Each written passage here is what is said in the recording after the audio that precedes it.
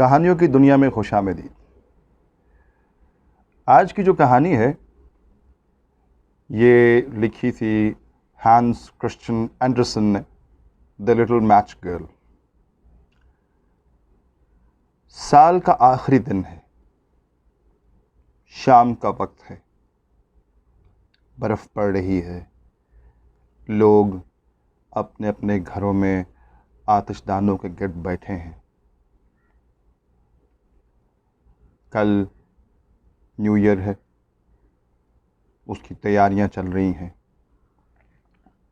एक गहमा गहमी है। इस सख्त सर्दी में एक छोटी बच्ची जिसने रुमाल में माचिसें बांध रखी हैं, वो माचिसें बेचने निकली है। उसके पाँव में जूते नहीं हैं, सर पे बर्फ पड़ रही है। वो निकली तो थी घर से, जूते पहन के, लेकिन वो जूते उसकी माँ के थे जो कि उसे बड़े थे। जब वो एक जगह से गुजर रही थी तो दो बग्गियां उसके नज़दीक से कुछ इतनी तेज़ी से गुजरी कि वो लड़खड़ा के गिर पड़ी। उसी मामले में कहीं एक जूती तो मिली नहीं, जबकि जब वो गिरी तो एक आवारा सा आदमी वहाँ से गुजर रहा था, कूड़ा करकट इकट्ठा करने वाला। उसने जल्दी से उसकी दूसरी जूती उचक ली और भाग गया। अब बच्ची नंगे पांव बर्फ पे चल रही है। सर्दी किस शिद्दत की है वो तो आप जान ही चुके होंगे।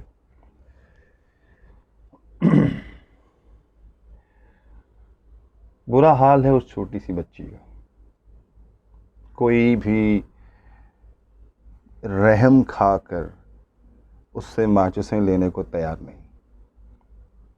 वो जब से निकली है अभी तक एक डिब्बी भी नहीं बेच सकी। पाँव लाल सुर्ख हो रहे हैं, छोटे छोटे प्यारे गालों पे खून जैसे जम चुका है। बुरा हाल है, मगर हाल पूछने वाला कोई नहीं। थक हार जाती है और ऐसे में उसे गली के नुक्कड़ पे एक घर नजर आता है। घर बंद पड़ा है, लेकिन उसके बाहर शेड है। तो वो सोचती है कि मैं कुछ देर इस गिरती हुई बर्फ़ से बचने के लिए, इस जानलेवा सर्दी से बचने के लिए उस शेड के नीचे जाके बैठ जाती है। शाम गहरी हो चली है और सर्दी पहले से कहीं ज़्यादा हो गई है। बर्फ़ हल्के हल्के पड़ रही है। जब वो उस शेड के नीचे जाकर बैठती है सिमट के,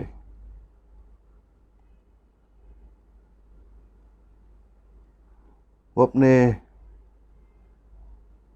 सामने वाले घरों में नज़र डालती है। मोमबत्तियां जल रही हैं, गोश्त भुना जा रहा है,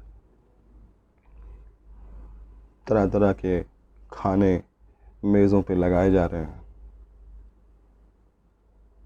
और वो ये सब बेबसी से देखती चली जा रही है।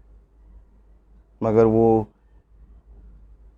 उसे कोई एक तकलीफ़ का सामना हो तब ना। माचिसें एक डिब्बी भी नहीं बिकी। घर जाएगी तो बाप मारेगा कि कुछ लेकर नहीं आई। वो वहीं अपने आप को समेट के बैठी कांप रही है। और फिर एक वक्त आता है जब वो उससे रहा नहीं जाता, तो वो एक माचिस की तीली निकालती है और उससे वो उसे जलाती है। शोला जल उठता है। क्या क्या मज़े की, क्या खूबसूरत, क्या ज़िंदगी बख्श हरारत है उस शोले में, उस माचिस की तीली के शोले में। जितनी देर वो जलता रहता है, उस लड़की को, उस बच्ची को उसमें ज़िंदगी की रमक दिखाई देती है, मगर वो बुझ जाता है। वो जल्दी से दूसरी तीली जलाती है और अब की मर्तबा जब वो तीली जलाती है तो वो देखती है कि उसके सामने जो दीवार है, जिस घर के शेड के नीचे उसने पनाह ली हुई है, उसके बिल्कुल सामने एक दीवार है। उस पर जब उस जलती हुई तीली की रोशनी पड़ती है तो उसे उस रोशनी में दिखाई देता है कि जैसे कि उसे नज़र आता है कि वो किसी बड़े आरामदेह, बड़े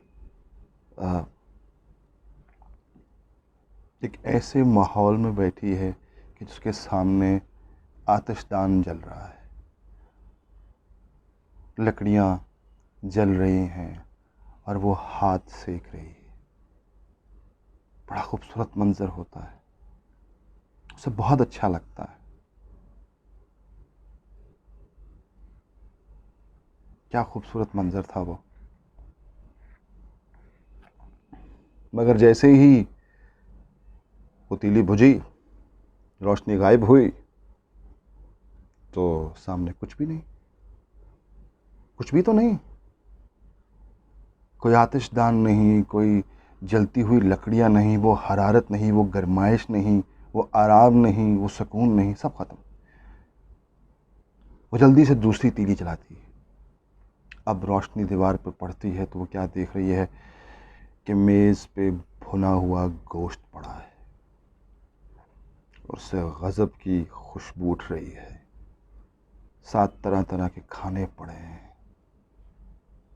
और वो सब उसके लिए हैं। वो देखती चली जा रही है और अभी उस मंज़र में खोई है, लुत्फ़ ले रही है कि तीली फिर बुझ जाती है। गायब। कोई गोश्त नहीं, कोई खाना नहीं, कोई मेज़ नहीं। अब वो तीसरी तीली जलाती है। रोशनी आती है दीवार पर, उस रोशनी में नज़र आता है एक बहुत खूबसूरत क्रिसमस के लिए सजाया हुआ दरख्त। उस पे बहुत प्यारी प्यारी सी रोशनियाँ लगी हुई हैं, बेल्स बंधी हुई हैं, ठीक है। और उसने इतना खूबसूरत क्रिसमस के लिए बना हुआ दरख्त आज से पहले कभी देखा ही नहीं था। और वो दरख्त ऊंचा आसमान की तरफ बढ़ता चला जा रहा है। ऐसा लगता है कि जैसे उस दरख्त के गिर्द परियां नाच रही हैं। क्रिसमस ट्री वो बढ़ता चला जा रहा है, बढ़ता चला जा रहा है। और फिर अचानक उसे आसमान पे से एक तारा टूटता दिखाई देता है। तारा टूटा तो उसे ख्याल आया, उसकी दादी जान जो कब की फौत हो चुकी हैं, वो उसे कहा करती थी कि जब आसमान से तारा टूटता है इसका मतलब है कि कोई इस दुनिया से चला गया है, किसी की मौत हो गई है। तीली बुझ जाती है। वो जल्दी से एक और तीली जलाती है और फिर रोशनी की तरफ देखती है दीवार पे, और अब की मर्तबा उसके सामने उसकी दादी जान खड़ी है। वो खुश हो जाती है। वो सर्दी, तकलीफ़, दुख, तो सब कुछ भूल जाती है। वो अपनी दादी से लिपट जाती है। वो दादी को बताती है कि मैंने अभी एक इतना खूबसूरत क्रिसमस ट्री देखा है, मैं आपको बता नहीं सकती।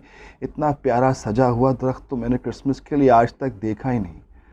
और उसकी दादी उसे बाहों में ले लेती है।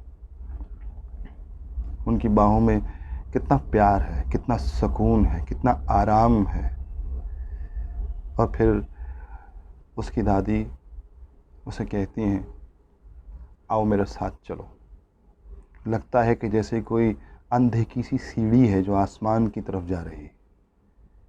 और वो उस पे अपनी दादी के साथ खुशी खुशी चढ़ना शुरू कर देती है। वो एक ऐसी जगह पे पहुंच जाते हैं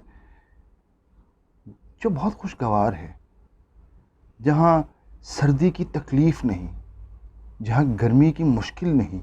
बहुत खुशगवार, बहुत प्यारी जगह, बहुत प्यारी जगह। ऐसी जगह से तो वापस आने को दिल ना करे। अगले दिन उस जगह के रहने वालों ने देखा कि शेड के नीचे एक बहुत ही प्यारी बच्ची ठंड के मारे जान की बाजी हार गई। उसके प्यारे से चेहरे पे हल्की सी मुस्कान थी। पाँव सुर्ख नीले, जिस्म नीला सुर्ख।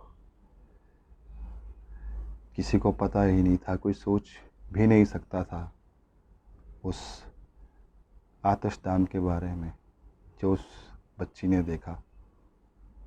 उस मज़ेदार खानों से सजे हुए मेज़ के बारे में, उस खूबसूरत क्रिसमस ट्री के बारे में। और किसी को नहीं पता था कि वो और उसकी दादी कितने शानदार तरीके से नए साल में दाखिल हुए थे।